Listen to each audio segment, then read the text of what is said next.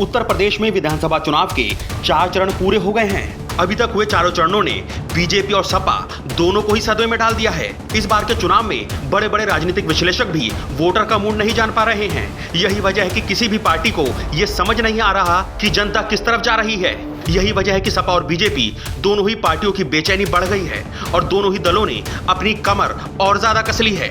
दोनों ही पार्टियों ने अब अपना पूरा फोकस पूर्वांचल और उसके आसपास के क्षेत्रों पर कर दिया है। वाराणसी समेत पूर्वांचल के 9 जिलों की 54 विधानसभा के लिए 7वें और आखिरी चरण में मतदान होगा। इसके लिए जहां बीजेपी और सपा सक्रिय हो गए हैं, वहीं कांग्रेस इस मामले में अभी भी पिछड़ती दिखाई दे रही है, जबकि बसपा तो चुनाव का जिक्र तक नहीं कर रही।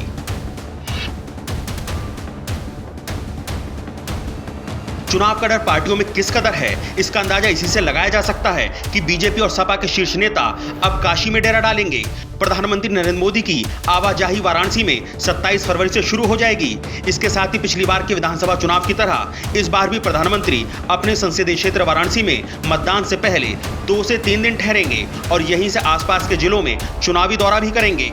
वहीं गृह मंत्री अमित शाह भी मतदान से पहले तक काशी में आते जाते रहेंगे। मोदी और शाह के साथ ही बीजेपी अध्यक्ष सहित पार्टी के 30 शीर्ष नेता अब वाराणसी और पूर्वांचल के जिलों में ही प्रचार प्रसार करेंगे।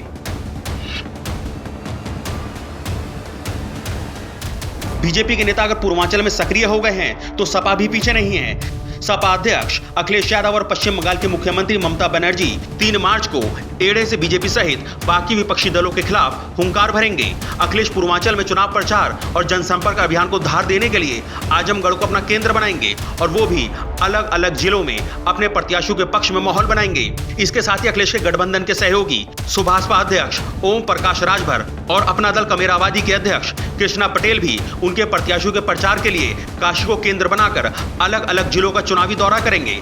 इस बीच स्वामी प्रसाद मौर्य और दारा सिंह चौहान का चुनावी दौरा भी पूर्वांचल के अलग अलग जिलों में सपा प्रत्याशियों के लिए रहेगा। वहीं उत्तर प्रदेश में अब तक अपनी पार्टी के लिए अकेले चुनाव प्रचार की कमान संभाल रही प्रियंका गांधी वाड्रा के पूर्वांचल में चुनावी दौरे की तारीख अभी तक तय नहीं है। ये भी स्पष्ट नहीं हो सका है कि पार्टी के पूर्व अध्यक्ष राहुल गांधी चुनाव प्रचार के लिए आएंगे भी या नहीं। कुल मिलाकर इस बार जनता ने सभी पार्टियों की नींद उड़ा दी है, क्योंकि इस बार वोटर बहुत ही साइलेंट है और यही साइलेंट वोटर नेताओं के दिन का चैन और रात की नींद उड़ाए हुए है। अस्तित्व न्यूज के लिए निखिल बंसल की रिपोर्ट।